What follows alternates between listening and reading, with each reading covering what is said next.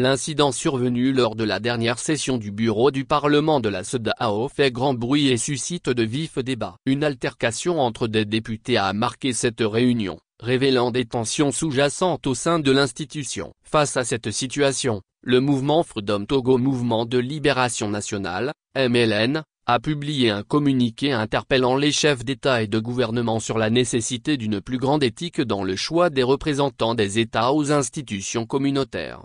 Lire aussi, délit de parenté, qu'est-ce qui s'est réellement passé avec la veuve de feu Abba Bertin? Un changement de paradigme dans son communiqué. Freedom Togo MLN salue l'initiative de certains parlementaires de la CEDEAO qui, malgré un environnement difficile, tentent depuis le début des travaux de la 6e législature d'élever le niveau des débats parlementaires. Le mouvement espère que ce changement permettra de transformer la CEDEAO, souvent perçue comme un syndicat des chefs d'État, en une véritable CEDEAO des peuples.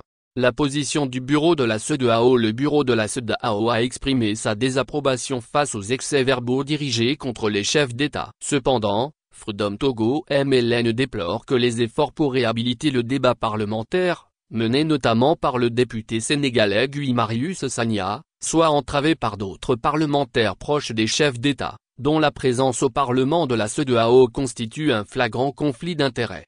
Comportement scandaleux des dirigeants parlementaires. Le mouvement a sévèrement critiqué la gestion des débats parlementaires par la présidente et la deuxième vice-présidente du Parlement de la CEDEAO. Selon Freedom Togo MLN, leur comportement a été scandaleux, illustrant les conséquences des conflits d'intérêts. La présidente aurait muselé la liberté d'expression, tandis que la vice-présidente aurait tenté de résoudre physiquement un différend avec un parlementaire ayant mis en cause la responsabilité des chefs d'État dans l'appauvrissement des peuples de la CEDEAO.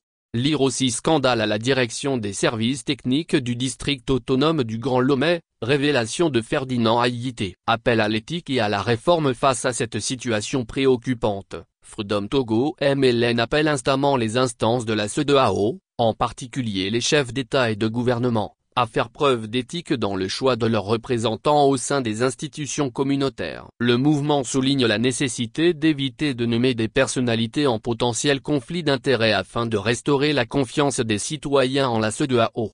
Ce scandale met en lumière les défis auxquels la CEDEAO doit faire face pour devenir une véritable institution au service des peuples. Les appels à l'éthique et à la transparence sont cruciaux pour réformer l'organisation et assurer qu'elle remplisse son rôle de manière juste et efficace.